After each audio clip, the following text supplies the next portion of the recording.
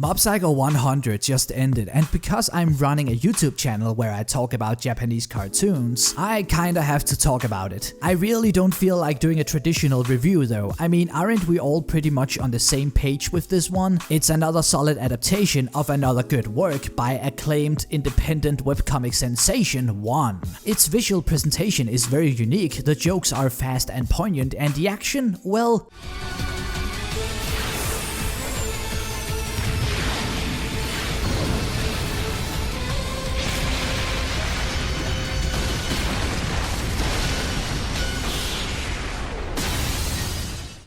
Hahaha, thank you, Bones. Anyway, ever since its conception, the show has been ruthlessly compared to its predecessor, One Punch Man. I do guess it's inevitable given the circumstances. And don't worry, this is not one of those times where I just say that everybody compares the two shows just to make it seem relevant. It's a real thing, I promise. Comparing Mob Psycho 100 with One Punch Man is actually really interesting to me because it might help giving us a better idea of who One is as a writer. And given the fact that we're probably going to be seeing a lot more from him in the near future, I would say that is worth the time, so let's go. Let's ease us in with some obvious similarities. One likes to create his own world where his characters' behaviors aren't necessarily grounded in realism. It's not that his characters doesn't exhibit relatable traits or emotions, they're just all a bit simplistic and, for the lack of a better word, cartoony. It works though because it allows One to basically do whatever he wants with these characters. He can easily switch between comedy, catharsis and pathos without it ever feeling jarring because it's all within the realm of a gratuitous world. It is not realism but the feelings that the characters emote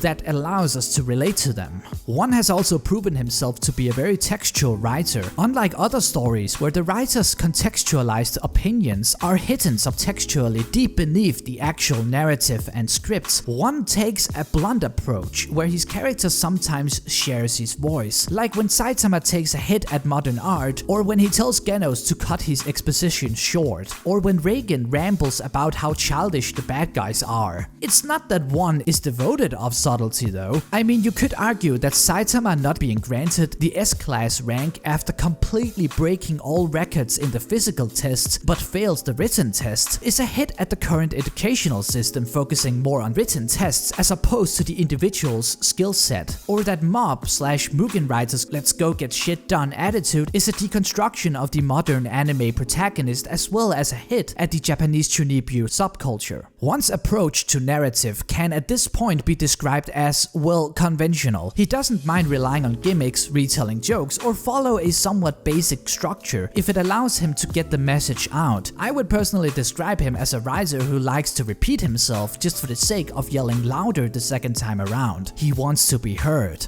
A good place to exemplify how conventional he can be is with the main characters from both shows. Saitama is being treated as a character study. When the story begins, he's already at the top, and now it's time for us to get to know him by studying his actions. Mob, on the other hand, starts out from the beginning and goes through a character arc where everything he does makes him grow as a character. In Mob Psycho 100, we see how Mob approaches others to better himself, while in One Punch Man we see how other people approach Saitama, so that we can study how Saitama reacts to the different characters around him. Both approaches are very simple, but it is neat to see how One sort of seamlessly shifts between narrative types, even if they're very traditional. One thing that the two characters share, as well as many characters written by One, is that they're really initiative. It seems that One hates when people dwell in self-pity, as most of his characters appears to be of the let's just get this shit done attitude. It doesn't necessarily come off in a particularly cool or badass way, but that is kind of the point too, because taking the initiative and getting shit done is not about looking cool in front of others, it's about doing something for yourself, and One gets that. Let's talk a bit about how One shows have been adapted. I don't think it's an understatement to say that both shows have stunningly animated and well choreographed action, but this might actually be where I start preferring one a little bit over another. One Punch Man sells itself as a shonen superhero piece, filled to the lid with villains that never really goes beyond the I am evil because I'm the villain type. The various fights in One Punch Man effectively functions as classic showcases of good versus evil, with the simple goals attributes of being captivatingly dynamic or revealing some information about whatever hero is currently fighting. It's a bit trickier with Mob Psycho 100, where the premise is more about dealing with having special powers as opposed to just accepting them like they do in One Punch Man. That in tandem with the fact that Mob Psycho 100 is a show about Mob developing as a character, I would expect every action scene to not just look cool, but also further Mob's character arc. The show did achieve that most of times, but some action scenes kinda just repeated the same narrative beats of Mob being driven into a corner until he defeated the enemy. If you want to know which one I personally prefer, then it's One Punch Man so far. I'm more into the aesthetic, and I think studying a superhero who've achieved ultimate power is a bit more interesting than following a classic coming of age story, especially in a high school setting, which I'm honestly very subjectively kind of tired of at the moment. I'm looking forward to new seasons of both shows though, and I really do recommend both of them. Which one do you prefer and why? If you have something to add to the information that I've been providing here, or if you agree or disagree, then feel free to call me out in the comments. Also, a great thank you to Studios Madhouse and Bones to help giving One's works such unique aesthetics. As far as I'm concerned, then One is 2 for 2 at this point, and I cannot wait to see what he has in store for us next. See ya! For everyone is lost vision, maybe you can be what you want.